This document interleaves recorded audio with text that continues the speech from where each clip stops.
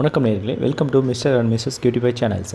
நாளைக்கு சனி மகா பிரதோஷம் வந்திருக்கு. எல்லோரும் மறக்காமல் நம்மளுடைய நந்தி பகவான், சிவபெருமான், பார்வதி அம்மன் தாயை வணங்கி கோயிலுக்கு சென்று வணங்கி நீங்கள் அவங்களுடைய அருளை பெற்றுக்கணும். நாளைக்கு சனி பிரதோஷம் அப்படின்னாலும் மகா பிரதோஷம் அப்படின்னு சொல்லுவோம். ஸோ இந்த சனிக்கிழமையில் வரக்கூடிய பிரதோஷம் எப்போவும் வரக்கூடிய ரெகுலர், அதாவது மற்ற நாட்களில் வரக்கூடிய பிரதோஷத்தை விட சனிக்கிழமை வர வேண்டியது ரொம்ப சக்தி வாய்ந்த பிரதோஷம். ஏன்னா அன்றைக்கி தான் சிவபெருமான் அந்த ஆழகால விஷம்ன்றதை பருகி அவர் மயக்க அடித்து விழுந்துட்டார்.